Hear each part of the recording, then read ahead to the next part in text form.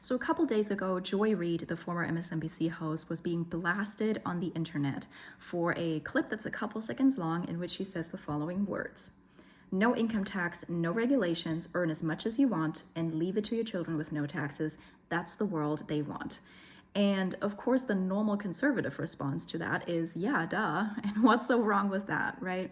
So she was being made fun of for that. And I gotta tell you the truth, when I first saw that comment, when I first saw the quote, it was just written out and it had her face and her name attached to it. And I just didn't even think it was real because I didn't think that, there would ever be a legitimate reason for somebody to say something like that as if it's a bad thing, like it's a bad thing that we want that. We being, of course, the conservatives, the MAGAs, the right-wingers, whatever. But then I saw a day or two later the actual clip and I freaked out and I'm like, I can't believe this is real. And so I did what I always say people shouldn't do, which is you take a clip that's a couple seconds long, you make a judgment, and then you make a ranty Facebook post about it. In my defense, pretty much immediately after I made that post, I genuinely got curious, like what would prompt her to say something like that? And so I actually went and looked at the context, and I watched the entire podcast episode where she said that, and I have to tell you that the context actually makes this look a lot worse for her. And it really isn't a good look, but you can be the judge of that for yourself if you want to come along with me for the ride. Unfortunately, I don't have the computer skills to pull this video up on screen for you and then kind of flip it back to me and then talk about it. So what we're going to do is I have it pulled up on my laptop over here. You're going to be able to hear the audio, and I am going to pause it as I go along. We're going to look at just the minute or so leading up to her statement because the whole thing is like 30 minutes long. So that's what we're going to do. If you want to look up the video in whole for yourself, it's BET Networks on YouTube. And the title is Joy Reid on Project 2025, Project Esther and the Urgent Need for a Civil Rights Movement. So for context, to the context, kind of like you can tell from the titles, the thrust of the message is we are, and this is Joy Reid's words, in a fascist moment. She defines that in an interesting way, but it's kind of beside the point now. And we're in a fascist moment, and there needs to be a civil rights movement in our present day to protect some kind of class of oppressed people from some kind of class of oppressing people or oppressors, right? And the reason that I'm being so vague about this is that she actually does not clearly define who we and they are. She just says they and we, and you can kind of, you can kind of understand that she's talking about conservatives, but then as you will see as we kind of go along and go through this minute or so before the actual statement, that the goalposts are actually shifting. Like who she's talking about and who they are keeps kind of shifting, and we're going to analyze that. So let's kind of get into it. So she's being asked by the host about Project Esther. Project Esther, if you're unfamiliar with it, it's an initiative or like an action proposal, I guess you could say, put forth by the Heritage Foundation, was released on October 7th last year, and the thrust of it is it's a push against the anti-Semitism in our country that goes hand in hand with support for the terrorist organization Hamas and the Free Palestine movement, right? And they're basically saying, listen, we've had a huge spike in anti-Semitism in our country, and we're also having people trying to leverage American resources for Hamas, and we can't have any of those things, and we're having people trying to get the American public riled up so that they will force the government to withdraw support from Israel. So then there is that, that part where they're trying to break the partnership that America and Israel have right now for the sake of Israel's survival and the survival of any shred of kind of civilization and decency in the Middle East. Because as we all know, if we're being honest, and I'm saying this on purpose, if we're being honest, we all understand that Israel is the only place in the Middle East where women and people from different ethnic backgrounds, people from different nationalities, people from different faiths are awarded any level of equal opportunity and rights, okay? So this is the country that people want to protest against and everything, but we're going to get into a little bit more of that later. For now, let's just see what Joy Reid has to say. Well, those same people wrote The another Heritage project called Foundation. Project Esther, which they also conveniently posted online. That's how confident they are. Notice how she's kind of saying it like they should be so ashamed and like afraid to even post that. Like it's such an outrageous thing that anybody who sees it would immediately be like, oh my gosh, I can't believe they would put that out there, right? So she's immediately framing it as this outrageous, just unbelievable, unacceptable thing. Project Esther is about eliminating the First Amendment. Okay, right off the bat, like, I'm sorry, but it is absurd. So to kind of like reiterate what the First Amendment is for anybody who's kind of like lost track a little bit, Congress shall make no law respecting an establishment of religion or prohibiting the free exercise thereof, or abridging the freedom of speech or of the press, or the right of the people peaceably to assemble and to petition the government for a redress of grievances. Notice the word peaceably here, okay? So supporting terrorism doesn't quite seem to fall into that category, if you ask me. And if the grievances that you're seeking redress for with the government is that the state of Israel exists, like, I don't know what to tell you. I mean, that's not a valid grievance that you're supposed to be able to like put out there. It is weird. Okay, so the fact that that is even an issue here, and so this is the only reason that she's even bringing up the First Amendment, because, and this is a core problem with the left right now, where apparently not being able to affirm and protest on behalf of a terrorist organization, namely Hamas, that is a huge infringement on their right to free speech. They feel like they can't exercise their First Amendment unless they get to participate and cheer on and leverage resources for terrorism. Terrorism in a foreign country, for sure, but terrorism that increasingly is happening here on our soil, because the rise in anti-Semitism has been absolutely real. And I want to make a note here as well that anti-Semitism is a left and right problem, because for some reason, and I can only describe this as a mass psychosis. I absolutely mean this when I say this. So you've heard of the horseshoe theory, where right and left kind of go apart and then they kind of like come back together, where they see, you know, for different reasons and on different pathways, but they come to agree on a certain point. And there's this mass psychosis in our country. I'm sorry, like I just have to call it that. I don't know what else to call it, where people both on the right and on the left have this idea that if anything bad ever happens, it's like magically the Jews. So, you know, the Jews and Israel are at fault for everything. They're to blame for everything. And somehow, you know, they're actually pulling the strings. You know, Charlie Kirk's murder was actually like an Israeli psyop, you know, and Bibi has Trump by the you-know-whats, and, you know, they're the ones behind everything. Like, Israel is the Illuminati and they control everything, right? And that is a complete, and the sources are always like, trust me, bro. You know? So it is completely unfounded. It is, I mean, it's downright silly, you know, it's just not a real thing. But like somehow people both on the left and on the right find themselves, you know, meeting in that middle between the ends of the horseshoe. And what I will also point out, though, is that the people who are like this on the right are like at the very extreme fringe right. Okay, they are not. That's not a majority belief. That's not a majority idea. If you go on X, for example, which is like the conservative stronghold on social media, right? We can all agree on that, and you can like that or not, but that's a fact.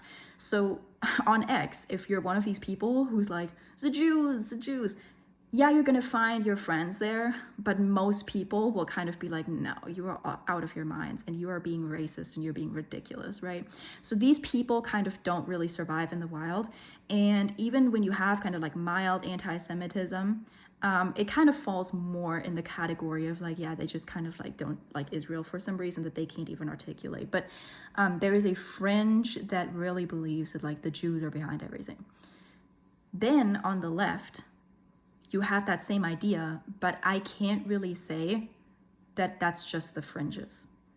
To me, when I look at Joy Reid, for example, Joy Reid is a pretty like vanilla leftist, okay? Joy Reid was on MSNBC for a long time. Like, she was establishment for a long time. Now she has her own podcast, but even now, you know, Joy Reid wouldn't be described by people on the left as a fringe activist and a fringe kind of actor.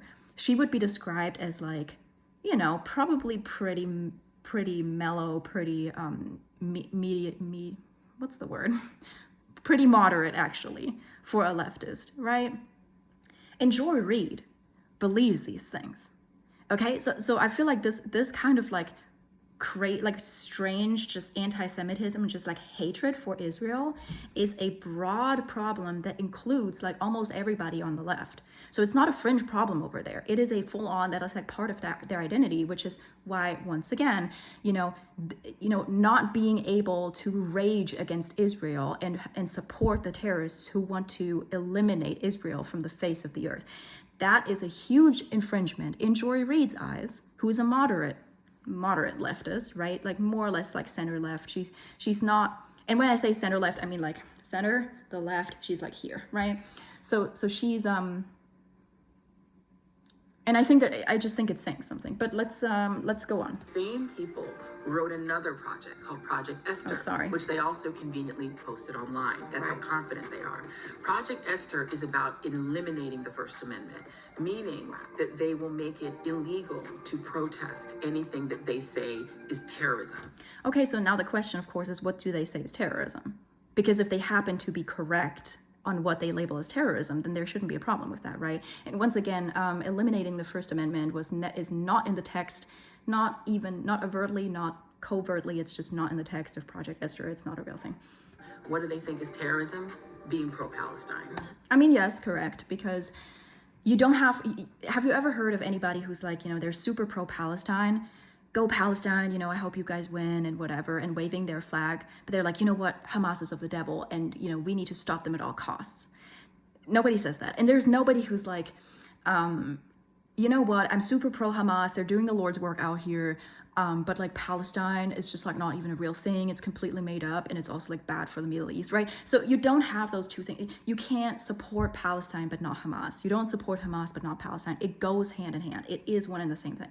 So yes, absolutely correct on that. They believe that criticizing Israel is terrorism. So this is how like she can in one breath say something that is completely true, like it's a bad thing, and then say something that is a complete and utter lie. Okay.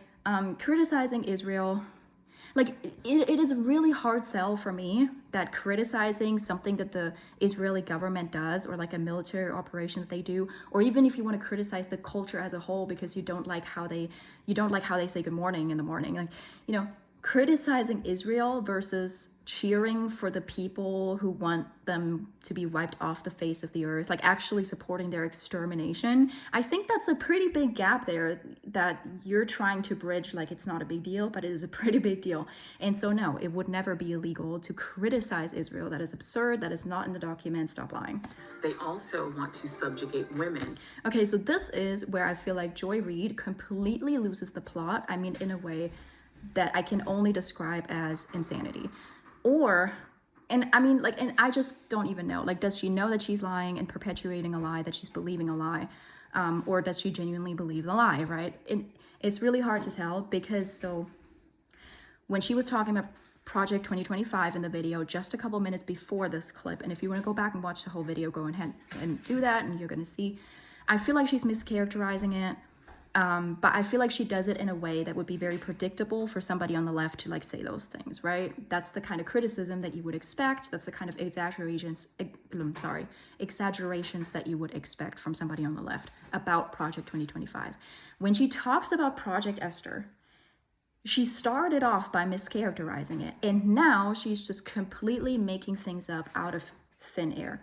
So Project Esther, that is an initiative against anti-Semitism and the support of the terrorist organization Hamas, is now also a project to subjugate women. Let's see why.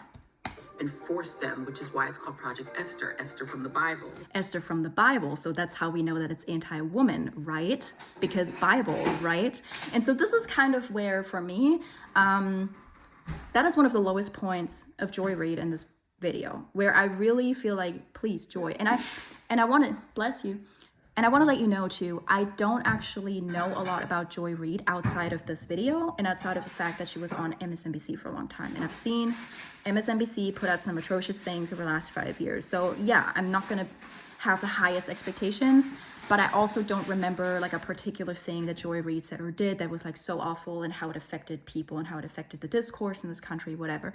So I don't come in here with this massive anti-Joy Reid bias. But when she says stuff like this, it just immediately makes me lose all respect for her, because she thinks of herself as a journalist. She even says that at the end of the video. You know, she thinks of herself as a journalist and only an activist because she has to, because of the climate that we're in. And my thing is, woman, if the extent of your ability to process information stops at Bible, like Bible, therefore anti-woman, and then she makes this whole narrative out of it that is not in the document. I'm like, and the thing is too, did she even go on the website of the Heritage Foundation, where one of the first things they do is they go in explicit detail as to why it's called Project Esther.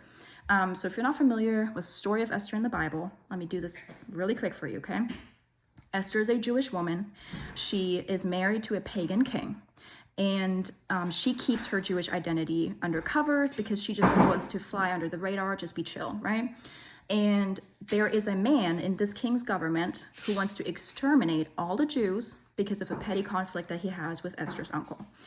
And at some point, her uncle goes to her and says, listen, Esther, you need to step up and speak up for us, because you are our only voice. You have to go to the king and you have to speak up for your people. And if you think you're going to just fly under the radar and just be chill and just be cool and just, you know, let it all kind of play out, then that's not going to work out for you. Okay. You have to speak up. You were put into this position for such a time as this. That's where that quote that Christians like to use comes from, right? It is your job to be the voice of your people. So Esther, you know, heeds that call, and at great risk to herself, she goes to the king. So the law is that you don't get to appear before the king unless he has called you. And if you do it anyways, you're going to be executed. So she does that like 2 different times, or I think maybe even 3 different times. I don't remember right now. And each time he shows her favor. And at the end of that, she makes her plea to the king to protect her people. And he does that. And he executes the guy who was going to exterminate all the Jews. And after this, the Jews all thrive and prosper. Okay, that's the story. That's the point of Project Esther, is to advocate on behalf of the Jews to the government to use their power to protect them from the people that mean them harm. That's why it's called Project Esther. It has literally nothing to do with subjugating women or with women in general. It has nothing to do with women right now. Why do we have to make it about women and subjugating women? Because Bible, therefore anti-woman. And that's why I'm like, that is intellectually lazy. You have been conditioned and trained like a monkey to jump when you hear those words. And I just feel sorry for you, because that is low. To convince women, either convince them or force them to come out of the workforce and largely go back into the home. They don't like the idea of women like you and me, but really not you and me, more like Betty and Suzanne. Right. Working. And so the goal is to get Betty and Suzanne out of the workforce, out of the military, out of leadership in corporate America, and back into the kitchen. So, you know, obviously there is a push on the right, and we've always been clear about that, that we want to see more women hold down the domestic front, because that's how we believe they most benefit society, and they are most benefited. Okay, that's what we genuinely believe. Nobody, like, show me one person who has influence with Trump today who has proposed a policy that that takes away women's rights to go to work. It just has nothing to do with anything, and it's not even real. Not even outside of Project Esther is this real. And so Project Esther has those twin goals. There's no twin goals. Protecting Israel from protest and criticism. It's not so much even about protecting Israel. Like I said, it's about protecting Jews in our country. And also, it's about protecting American resources from being leveraged for Hamas. American taxpayer money, American stuff, American intel, none of that is supposed to benefit terrorists who, by the way, once again, are trying to wipe out the only place in the Middle East that holds up any kind of light of like enlightenment and basic decency. Okay, so yes, I'm in favor of America's partnership with Israel. I absolutely am. You don't have to agree with that. But there's a big difference, once again, between protesting on behalf of Hamas and criticizing something that the Israeli government does. By making that criticism basically illegal, shutting down those protests on college campuses. I mean, yes, actually, yes, please. Women back into the home. Wow. Nothing to do with it. What does this mean for Black people?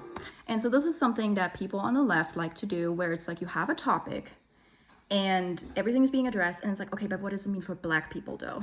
None of the stuff, by the way, so at no point do they mention the Jews. What does this mean for Jews in our country?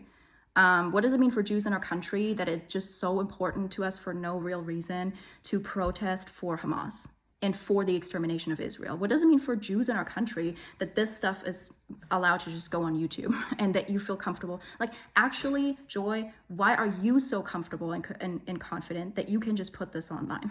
Okay?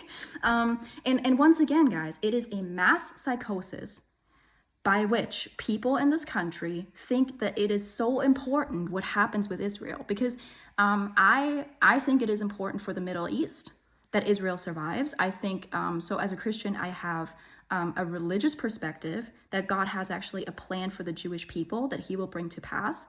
And it is not our right to try and like exterminate them. And we don't have any reason, like, it's just, you don't have to be a Christian, you don't have to be religious, you don't have to be a Jew to not want to see Israel wiped out. And it's just psychotic for an American to think that their First Amendment rights are going away because they don't get to support the anti-Israel terrorists. It is unreasonable. It's just, where is that coming from, right? But what does it mean for Black people? We need to know. Well, what we always have to remember is that when they say they want women back home, they don't mean us. Right. We don't mean them. They are completely special and completely different. Okay? Yeah. Because they do want us in the home, cooking for the white family. Okay, so guys, now we were talking about them, and they were the conservatives and the right-wingers and the MAGAs. Now we're talking, and this is where it all shifts. This is where it shifts. They are suddenly now the white family, the white conservatives who want slavery back. Right. Yes, they want back the kind of world in the 1950s where the only time you saw a Black woman, she had a maid's uniform on, and she was taking care of your children. And the only time they saw a Black man is that he was their butler and their driver. Right. They really miss the hierarchical path. Yeah, I really miss the hierarchical past, you guys. Every time I stand and cook, today I made beef bourguignon, and it's a pretty involved process, and then you have it in the oven for a long time, and then you get to rest and enjoy your meal. But I was just thinking while I was stirring the pot, it would be so much nicer if I could just have a Black maid in a maid's uniform do that for me right now. And then I had to bathe my toddler, and she was being fussy about it, and I thought, it would just be so much better if I just could have a Black woman in a uniform, do that for me so I wouldn't have to engage with my own child. And earlier I had to drive in the rain, and you guys, if I could have just sent a Black man on that errand, my life would have been so much easier.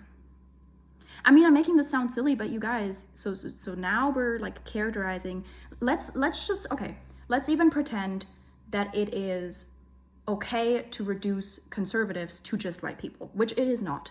It is racist and bigoted of you, Joy Reid, to frame conservatives as only white people. But let's even agree to that. Let's say only white people are conservative in this country. Only white people voted for Trump, and so that's it, right? So now you're lying about all the white conservatives in this country. Like, there's just no way to justify any of what she just said. Anything that she just said. That we tried to leave behind, but that's not that old. We're talking about the 1950s. They desperately want that world back. It's not the 40s, 30s, or the 1890s. So the goal of trying to force the country backwards to that late 19th century or early 20th century, they're very serious about. Very serious, and guys. One of the reasons they're so serious about it is that if you go back before the 20th century, there were no income taxes, there were no regulations on business. You could earn as much money as you want, leave 100% of it to your children with no taxes. That's the world they want back. How do I unpack this? Okay, so this is the statement, and you just heard all the context. The context of the statement is we're losing our First Amendment rights because we don't get to participate in terrorism, in genocidal terrorism, that also causes a rise in anti-Semitism in our country. We're not even going to talk about the Jews that are actually affected. Who is the most affected? Black people. Why? Because white conservatives want them back as slaves in their homes. And the reason why we want lower taxes, the reason why we want more opportunity and less taxes is so that we can have slaves. That's what we want. It's not that we just want more opportunities and less taxes for all Americans, like we have incessantly preached for the past 10 years. That has nothing to do with it. No. We want all these things, but only for white people. And we all want slaves in our homes, black slaves specifically. That's why Project Esther is bad. And that's somehow a wrap. I don't know if I don't know if I should say more, but I actually want to play a little bit more, because you might be wondering, like I was wondering when I heard her say this for the first time. So how could she possibly follow this up and bring this around to any kind of like reasonable human thought? And surprise, she doesn't. And I say this with, all the respect I can muster. She doesn't. Listen to this. And to get it back, they need society to change. They need people to be less modern. So actually, in order to kind of achieve the conservative vision where we all have those opportunities and where we don't have to be so regulated and taxed from top down, in order for that to happen, we actually do believe that in some ways, society has to radically change. We believe in some ways that people do have to be less modern, but that's a longer and different discussion, so I'm not going to get into this right now. But listen, what's next? They need people to want fewer things. So now she's talking out of both sides of her mouth, right? Because just now we were talking about how people want more things. No, we need people to want fewer things. The only reason that this is like a really Marxist idea, by the way, like, you will own nothing and be happy. So the only way that this statement in the context that we just heard can make sense is if they are the white conservative oppressive class, and people is black people, okay? They need black people to want fewer things. They need people to be satisfied just being workers. They need black people to be satisfied just being workers, okay? So black people are people. The white conservative, like oppressor class that, she's made up in her mind is they. That's the only way that these statements make sense. And they don't really believe that any of us have natural rights. Yeah. They believe only the super rich, only the billionaires have real true rights, and everyone else are just workers. And so once again, this is where it shifts. Literally within the same sentence, it shifts again. So now it's the millionaires and the billionaires and the top 1% of the top 1%, whatever, right? We believe that only those people have rights. So who is they then? The conservatives that then boil down to just white conservatives that then boil down to, is it now just the top tier millionaire white conservatives that also want slaves? Or is she saying that all the white people want slaves, but even though most of them aren't rich, and even though many of them are struggling, they are just sycophants for the rich, and we just like worship billionaires and stuff? And I know that accusation has been made about people, being happy that Elon Musk, who is an influential man, supports our cause, right? So that argument has been made that we're just like sycophants for the rich and we are like living vicariously through them. But like, once again, it's just every single time. This is why she never defines the oppressor class and the oppressed class. She never defines who we and they is. And that's what I kind of pointed out in the beginning, right? So she, it's kind of like every point she wants to make, just kind of as she goes along, literally within the same sentence, in the same breath, they will shift identity. Whatever they need to be in order for her point to come across, in order for her to feel like her point is substantiated and justified, right? So what it tells me is that even just within the last minute or two that we listened to, and this is the context for the statement that's circulating online that she's being made fun of, and we haven't even listened to the whole other 30 minutes that there are, that I'm not going to even get into, okay? Even just in those 2 minutes, she has demonstrated that she can see the other side, meaning people on the right, people who voted for Trump, conservatives. She cannot see them as people. They are always a concept, and that concept can kind of shift around whatever she needs in order to perpetuate this idea that somebody wants Black people enslaved again. So she's fear-mongering, she's lying, she's viciously slandering. Kind of everybody on the right. But then, of course, depending on what minute in the video you listen to, it's like at no point does she acknowledge that that people on the right are very diverse. At no point does she acknowledge that there is Black conservatives, brown conservatives, Asian conservatives. Like, at no point does she acknowledge any of that. At no point does that matter to her, right? And so it is a huge problem when you can't talk about and address the other side as a group, but also individuals, right? It's communist kind of like groupthink, right? Where it's like, I think I made my point clear. I don't want to like go on about this for too long, but so seriously, like what is happening? Do you consider yourself an activist? Okay, so and then they just go on to talk about like journalism and activism, all this kind of stuff. Safe to say, the context made it a lot worse for her because what she was being made fun of for was really only the tip of the iceberg, right? So she was being made fun of for saying the thing that is true as if it's a bad thing. Because it's true, we want all these things, but we want them for all Americans. She's not even being called out for the first part, which is not just silly, but it's actually viciously slanderous and crazy. I mean, straight up just insane. I'm sorry. Where it's like, so conservatives they just want Black slaves. That is what this is about, and that is what matters in the discussion about Project Esther, Project 2025, which Project 2025, once again, I can kind of understand because the whole thrust of that is, I mean, the whole point of it is it's like a blueprint basically on how to run a conservative government, and they don't like that they're under a conservative government. I understand all that. I don't like how she talks about it, but whatever.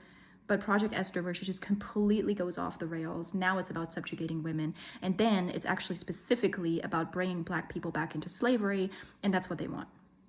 And that's why it's a bad thing. Because in her mind, and it's a sad thing, right? Because it doesn't seem to matter how much we on the conservative side of things say we want these opportunities for all people, for all American citizens. And actually, even now, people on the right are extremely generous in terms of what they want legal immigrants to have in their country, which I'm grateful for, right? But yeah, so she just can't conceive of the fact that we want all this stuff for her, even though she's hateful as all get out. Even though she either believes all these lies about us, but I kind of have my doubts that she fully believes it because of another point in the video that I might address at some other time. It's hard to tell. But yeah, I mean, I don't know. I feel like I'm tired. I'm tired, and I'm also tired of this because I've like watched this so many times over, and I've just like marinated in this, guys. And I'm just flabbergasted, actually. That this is a real thing that's out there. So yeah, I feel like the context makes it a lot worse, but at least I've done my due diligence, and I actually hope that it's educating for somebody out there, and helpful.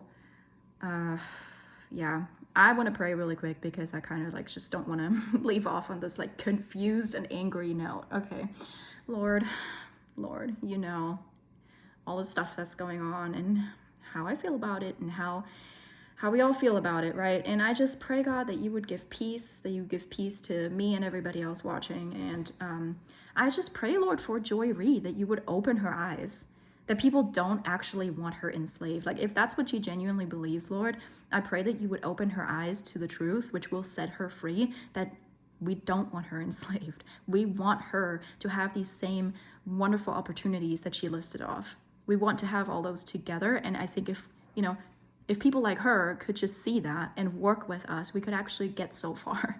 And it would be so good for everybody in this country. And I just pray, Lord, that you would deliver her from these lies and that you would save her, that you would open her eyes. But Lord, and I don't know this, only you know, but if she knows that she's perpetuating a lie, I pray that you would judge her and that you would shut up her mouth and that you would still save her, Lord, but that she would humble herself. I pray that she would humble herself and stop lying. And Lord, here's the thing, even if she doesn't know that she's lying, I pray that you would still shut her up so she can't keep spreading more lies.